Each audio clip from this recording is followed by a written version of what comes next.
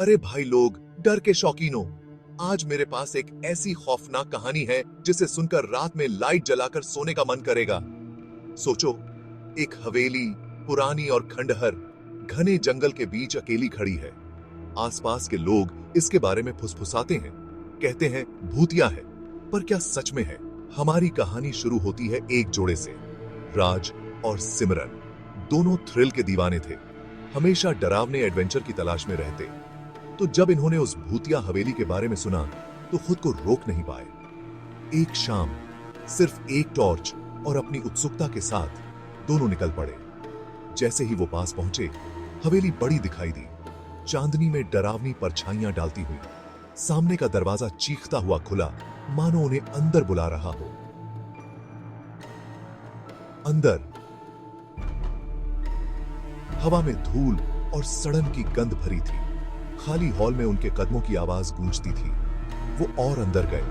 पुरानी तस्वीरें मिली जिनकी आंखें उन्हें घूरती हुई लग रही थीं। अचानक एक ठंडी हवा कमरे में आई और उनकी टॉर्च बुझ गई। सिमरन ने राज की बांह पकड़ ली। उसका दिल धड़क रहा था। उन्हें फुसफुसाहट सुनाई दी, धीमी लेकिन खतरनाक, दीवारों से आती हुई। दोनों एक बड़ी सीढ़ी पर पहुंचे जो ऊपर की मंजिल तक जाती थी। डर के बावजूद वो जिज्ञासा से भरे हुए ऊपर चढ़े। दूसरी मंजिल पर उन्हें एक बंद दरवाजा मिला। राज, जो हमेशा बहादुर रहा, उसने दरवाजे को लात मारकर खोला। अंदर एक धूल भरा पुराना बेडरूम था, जिसमें सांबा आगे हो बड़ा तस्वीर भी अलंकृत शीशा था। सिमरन शीशे की तरफ खींची चली गई। उसने धूल साफ की। उनके डर के मारे शीशे में उनका नहीं, बल्कि उनके पीछे खड़े एक भूतिया आकृति का प्रतिबिंब दिखा। वो पीछे मुड़े, लेकिन कमरा खाली था। अचानक दरवाजा बंद हो गया, उन्हें अंदर फंसाकर। घबराहट शुरू हो गई जब उन्होंने कदमों की आवाज सुनी।